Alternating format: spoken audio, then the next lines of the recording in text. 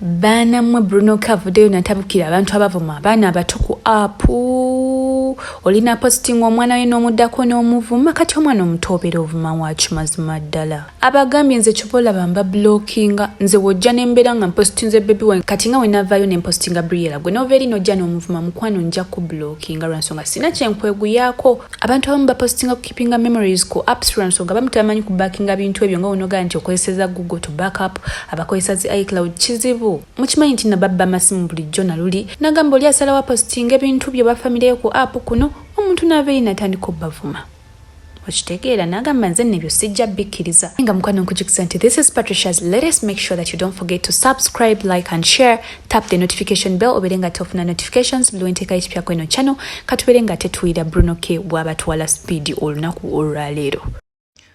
Mwana ku app ya TikTok kuliko abantu abajjudde bimutwe.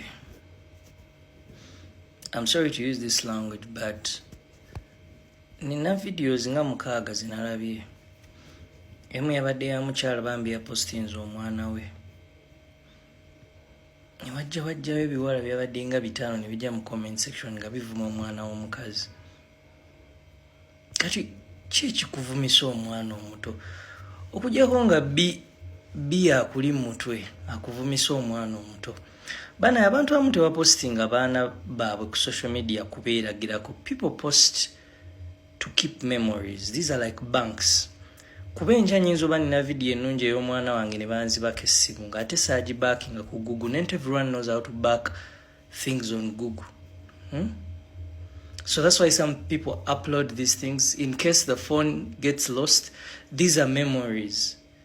Oba n'omuntu ne baba taliwo mu bulamu bw'ensi abaana be basobola ogenda ne badownloadinga memories ezo nga bato. Mujjewo biwa mu mutwe. Like you cannot be insulting people's children, body shaming young children. Mwatuuka ne level evuma abazadde b'abantu. Like what someone posts their parent n'ojja n'omuvuma. Oyo bi yennyini abeera kalimbwe mutwe bussa bwe bubeera mutwe gwo bukuvumya munno ng'apostinze muzadde we oba mukadde muleke. Gwani avuma maama wo mugenda ne muleta frustrations zamwe ez'ekisiru ku bantu. Nze oleetanga biwo ku page yange nze kyobulamba blockingirawo.